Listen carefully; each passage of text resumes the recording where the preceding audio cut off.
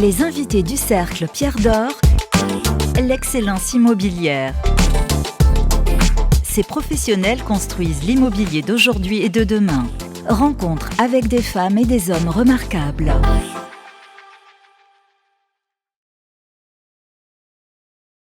Bonjour à toutes et à tous, nouvel épisode du Cercle des Pierres d'Or sur emoweek.fr et sur toutes les plateformes de podcast. Nous sommes ravis dans cet épisode d'accueillir Nathalie Bardin. Bonjour Nathalie. Bonjour Eric. Toujours un plaisir de vous avoir au micro. C'est partagé. C'est gentil. Vous êtes directrice marketing stratégique RSE chez Altarea. On enregistre cette séquence au CIPCA pendant ce salon de l'immobilier bas carbone, donc on va forcément parler de RSE. Altarea a été pionnier dès 2009 avec une démarche RSE structurée. 16 ans plus tard, déjà, quels enseignements vous tirez de ce chemin parcouru et qu'est-ce qui a le plus évolué dans la manière dont vous concevez la RSE aujourd'hui chez Altarea ?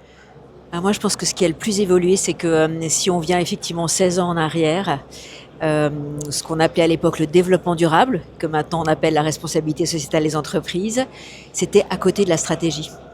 Et donc, on travaillait en priorité la réduction énergétique de nos actifs, notamment sur la partie commerce, qui a été toujours la foncière commerce, a toujours été pionnière. Et en fait, ce qui a fondamentalement évolué, c'est qu'aujourd'hui, c'est au cœur de la stratégie et du groupe et de tous nos métiers. Et donc ça veut bien dire qu'il y a eu un déplacement dans non seulement la prise de conscience de l'importance de ce sujet-là, mais également dans cette idée qu'on peut créer de la valeur verte en s'investissant sur ces sujets-là. Et c'est d'autant plus vrai que vous placez la démarche tous engagés au cœur du business model d'Altarea. En quoi cela change concrètement la manière de piloter vos projets immobiliers ? En fait, ça change d'abord. C'est une espèce de cri de guerre assez fort. Tous engagés, ça veut dire que c'est pas le sujet de quelques-uns.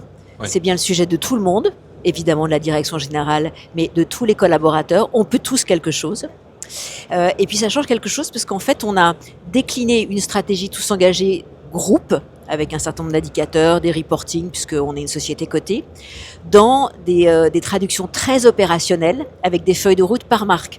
Typiquement, là, on vient de finaliser la feuille de route tous engagés pour le commerce, qui s'appelle tous engagés commerce, avec des piliers pour la planète, pour le territoire, pour l'humain, pour le commerce durable et qui est adapté à cette activité-là et qu'on retrouve sur chacun de nos actifs. Donc ça devient un véritable outil de pilotage qui va du groupe jusqu'au projet.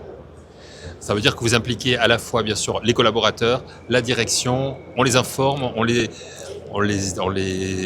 j'allais dire éduque, c'est peut-être pas le mot qui convient, mais en tout cas, on leur apprend à vraiment intégrer cette notion. Alors en fait, il y a eu des formations, il y a un accord d'intéressement extra-financier qui lie des indicateurs autour de la décarbonation, autour de la qualité de la relation client et également autour des enjeux collaborateurs, féminisation ou mobilité. Donc à la fois on les associe d'un point de vue intéressement et d'un point de vue formation, mais également je pense que on les associe en leur donnant tous les outils nécessaires pour comprendre pourquoi on peut construire autrement, pourquoi on peut penser nos projets autrement et en quoi ça bénéficie à nos clients. Parce que je pense que notre obsession chez Altarea, c'est de se dire c'est pas l'idée de faire de la RSE pour la RSE, c'est de faire de la RSE au service de nos clients. Et ça, je pense que la RSE, elle est vraiment liée à cette culture client qu'on a développée toutes ces années. C'est ça, ça rejoint l'un de vos deux enjeux structurants, agir pour l'utilité sociale. Cela signifie quoi dans la pratique ? Comment vous le mesurez sur vos opérations ? Alors, vous avez raison, on a défini 2 piliers. Et ça, c'est hyper important, parce que quand on parle de décarbonation, on parle plutôt de sobriété environnementale, je pense qu'on en parlera. Mais l'utilité sociale, pour nous, c'est clé. On sert à quelque chose, on sert à des gens. Et donc, ça se traduit par des indicateurs très simples. Combien de personnes, ça génère combien d'emplois direct, indirect et induit. Combien est-ce qu'on loge de personnes ? Quel type de personnes on loge ? Depuis du logement social, voire très social, des seniors, des étudiants, des primo-accédants. Et puis ça va jusqu'à se traduire dans des produits. On a lancé un produit Access pour le logement qui est une réponse à la crise du logement, en se disant comment est-ce qu'on permet à des primo-accédants aujourd'hui qui n'ont plus accès à la propriété de devenir propriétaires. Et donc Access, c'est bien cette idée de se dire je pars du pouvoir d'achat du client, des jeunes, d'une famille modeste, et à partir de ce qu'il peut payer aujourd'hui pour un loyer, eh bien il devient propriétaire avec des logements un peu plus compacts, de qualité, décarbonés. Oui. Et en même temps bénéficiant des prêts à taux zéro et de taux bonifiés, donc qui existent déjà. Voilà. Ce n'est pas simple, mais en même temps, c'est bien d'agir ainsi, parce que même si on peut se dire c'est une aiguille dans une botte de foin, non, parce que si tout le monde commence à faire comme Altaria, finalement, ça finira par donner de bons résultats. Je pense que ça marche, Access, parce qu'aujourd'hui, on a 50% de nos opérations qui sont en Access. Et donc, on voit bien que ça répond à un besoin et on n'attend pas des aides qui ne viendront certainement jamais, ou on verra. Et puis surtout, je pense que c'est la noblesse du métier de promoteur qui est de se dire, on sert à loger des gens. C'est quand même un métier magnifique. Oui. Et donc, ça redonne, je pense, tout le sens à notre métier, qui est de dire, on est utile à la société. Et donc, ça, c'est un message hyper important, c'est que on fait des métiers qui ont du sens, qui servent à loger les gens, les Français ou d'autres, qui servent à travailler dans des espaces qui sont adaptés, qui servent à consommer de façon différente et agréable. Et donc, je pense que ça, c'est clé dans notre façon d'appréhender le sujet. Et vous avez raison de rappeler ce principe qui fait partie des fondamentaux de la vie, de ce qui est vital, se nourrir, se vêtir, se loger. Voilà. Dans la pyramide de Maslow. Et quand on sait aujourd'hui que c'est 30% du pouvoir d'achat à minima d'un foyer français qui est dédié au logement, on voit bien qu'il y a un enjeu fondamental sociétal. Alors l'autre pilier chez Altaria, c'est la sobriété environnementale. Oui. Comment traduire ce principe dans des projets où la rentabilité reste quand même une contrainte forte ? Alors, je pense que la bonne réponse, c'est intégrer tous ces sujets de décarbonation très en amont, très tôt. Et donc nous, ça passe par un certain nombre de réponses. Nous, on est convaincus de tout ce qui est construction hors site. Et donc notamment avec Woodeum qui a intégré aujourd'hui le groupe au sein de Cogedim. Et donc c'est de la construction bois donc qui par nature stocke le carbone avec des opérations très emblématiques comme l'immeuble pont qu'on a construit au-dessus du périphérique Porte-Brancion, qui est complètement en structure bois, qu'on n'aurait jamais pu construire s'il n'avait pas été en structure bois, qui a permis de réduire le poids carbone de 3 fois moins et d'offrir des logements de qualité à des jeunes travailleurs.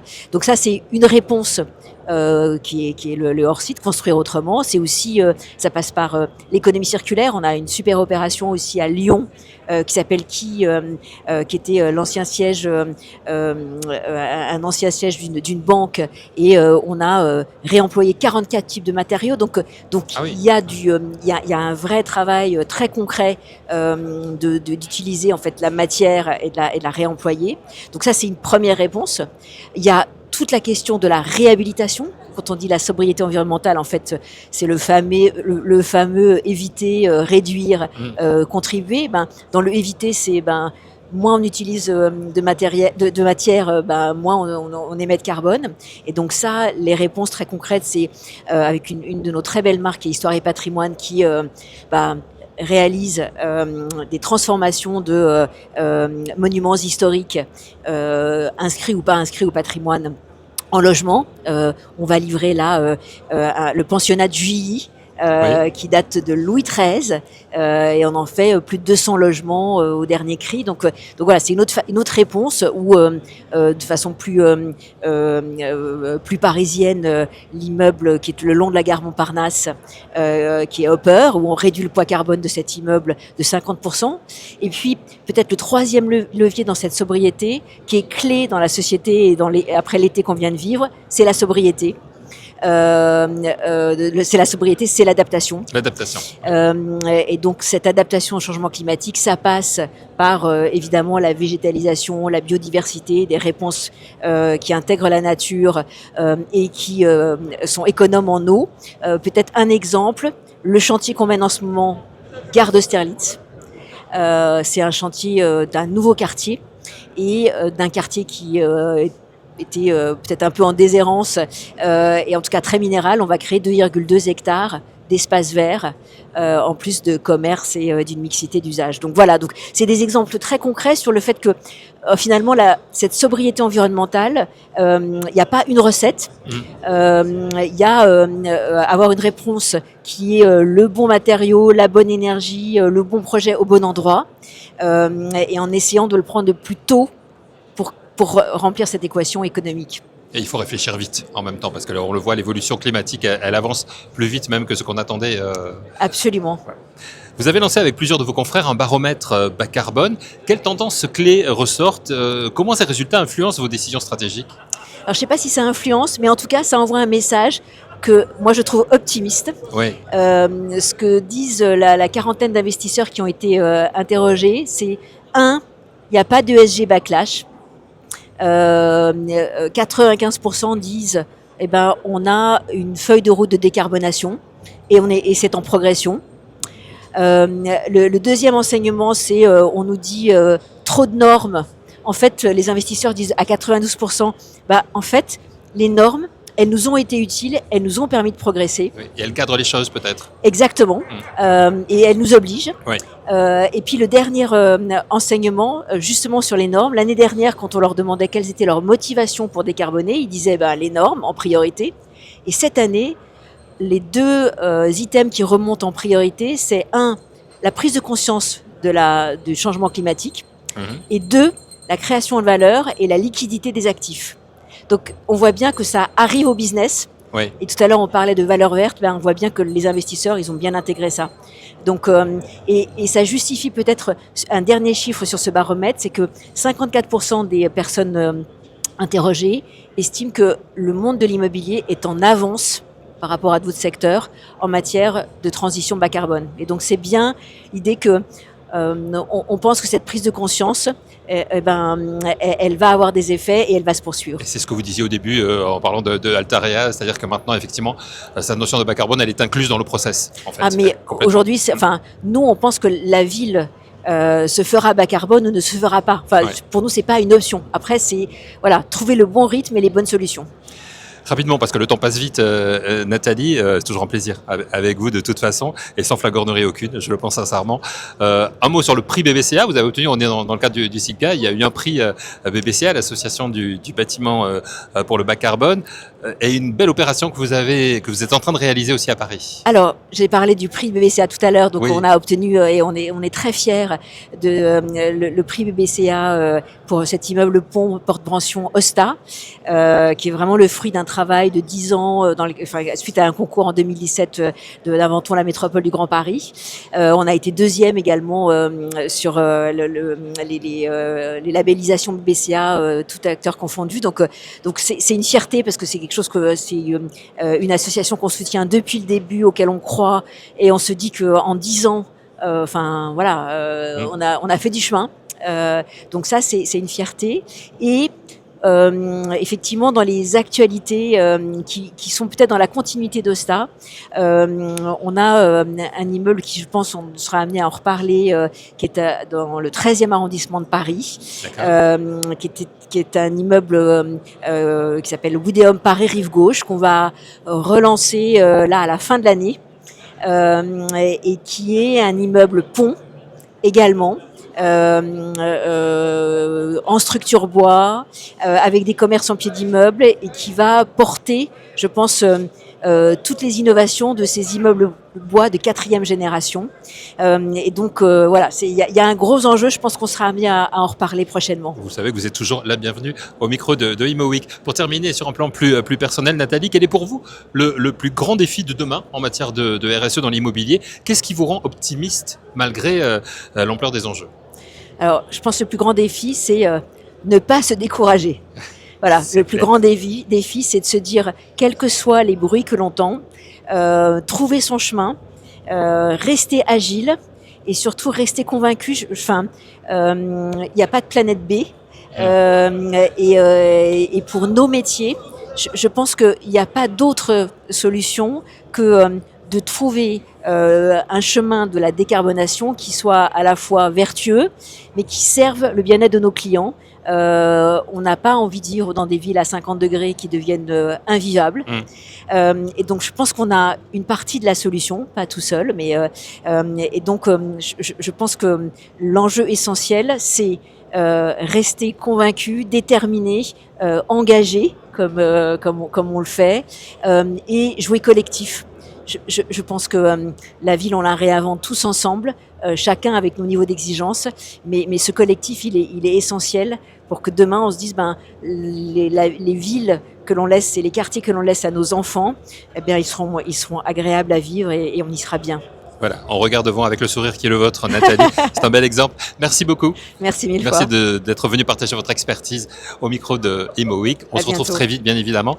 Merci à vous d'avoir suivi cette émission. Prochain rendez-vous sur imoweek.fr et sur toutes les plateformes de podcast, bien évidemment, avec notre émission Le Cercle des Pierres d'Or reçoit.